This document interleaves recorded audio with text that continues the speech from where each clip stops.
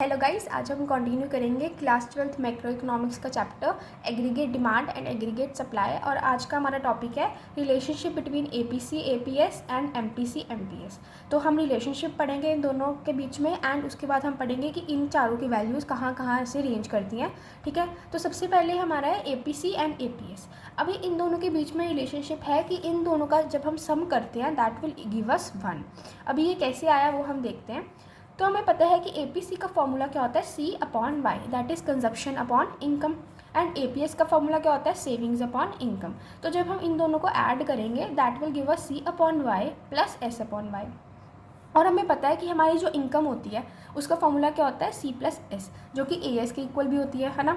तो हमें पता है कि सी प्लस एस, हमें यहाँ पे इसको लिखेंगे सी प्लस एस वाई हो जाएगा, क्योंकि हमारी इनकम या तो कंज्यूम होगी पूरी की पूरी, या तो बची हुई इनकम हम सेव करेंगे। So therefore Y C plus S. तो जब हम इसको यहाँ पे लिखेंगे सी प्लस एस को वाई, डिनोमिनेटर में भी वाई आएगा। So therefore Y will cut each other and that will give us 1। तो हमें पता लग गया कि हमारी एपीसी एपीएस का सम 1 होता है। अभी इस हमें रिजल्ट से क्या शो होता है कि it shows either total Y is consumed और सेव्ड, क्योंकि एपीसी क्या होता है, that is total consumption upon total income, and APS क्या होता है, total savings upon total income. So हमें ये रिजल्ट शो करता है कि either total Y is consumed और सेव्ड। मतलब अगर हम इन दोनों को सम करके देखेंगे तो हमें ये पता लगेगा कि इनकी वैल्यू 1 के इक्वल आएगी, मतलब पूरी की पूरी इनकम के इक्वल आएगी। मतलब हम पूरी की इनकम या तो कंज्यूम कर रहे हैं या हम सेव कर रहे हैं। ठीक है, ऐसे ही एमपीसी एंड एमपीएस का वैल्यू का ऐड जब हम इसको करेंगे इसकी वैल्यू आएगी 1। अभी इसको हम कैसे प्रूव करेंगे, हमें पता है एमपीसी क्या होता है, delta C upon delta Y, that means change in consumption upon change in income. And MPS क्या होता है, delta S upon delta Y, that is change in savings upon change in income. तब जब हम इन दोनों को ऐड करके देखेंगे that will see delta C upon delta Y plus delta S upon delta Y. तो हमें पता है कि delta Y that will B equal to delta C upon delta S, क्योंकि जितनी हमारी चेंज इन इनकम होगी वो कैसे शो करेंगे, change in consumption plus change in savings, क्योंकि वाई किसका सम होता है, सी प्लस एस का। तो डेल्टा वाई किसका सम होगा, delta C plus delta S का। तो जब हम इसको ऐड करेंगे so that will give us delta Y upon delta Y, that will give us 1। अभी हमें ये रिजल्ट क्या शो करता है कि either incremental Y is consumed और सेव्ड। इंक्रीमेंटल वाई मतलब चेंज इन इनकम। तो एमपीसी होता है change in consumption upon change in income, MPS क्या होता है change in savings upon change in income.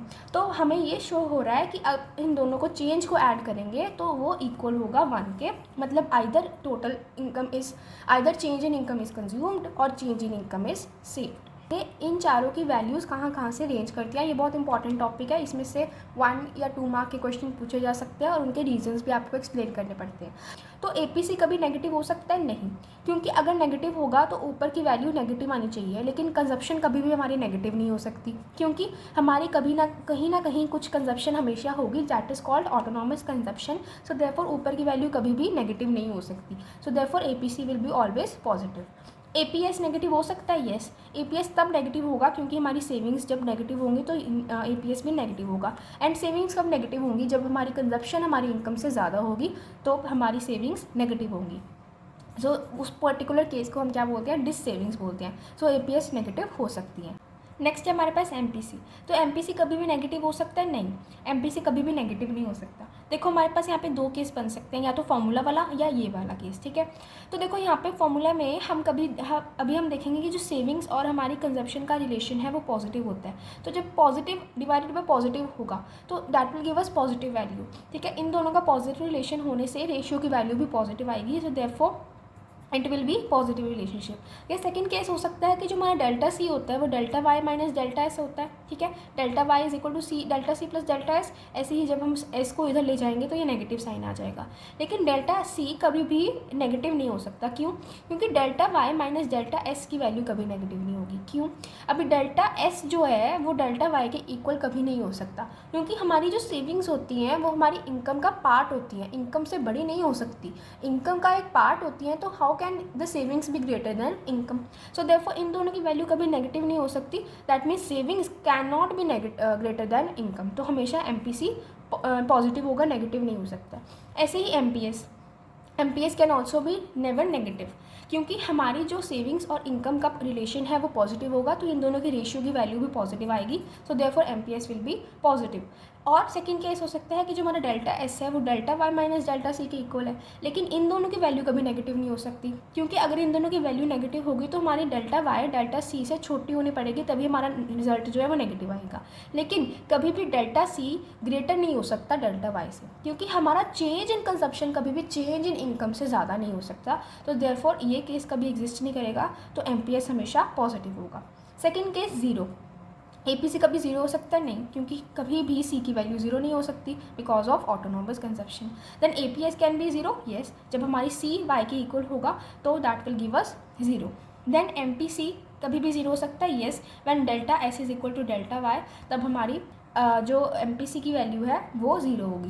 Then MPS can be negative zero, yes, MPS can also be zero when delta C is equal to delta Y. Then APC की value कभी one हो सकती है, yes, क्योंकि जब हम सी bye Y करेंगे तो अगर दोनों की वैल्यू इक्वल होगी तो answer will give us one, so therefore it will be one when C is equal to Y.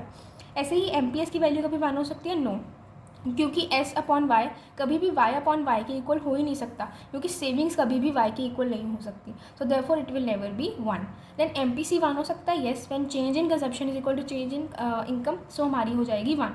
ऐसे ही एमपीएस भी वन हो सकता है जब हमारी change in savings is equal to change in income.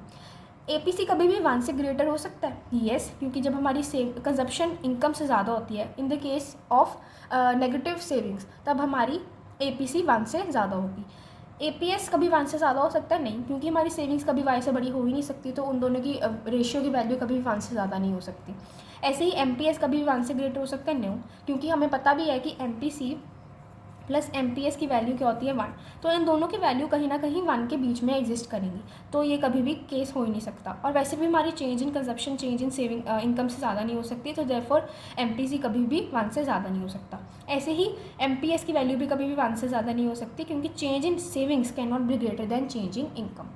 So if you find this video helpful, please like and subscribe. Thank you.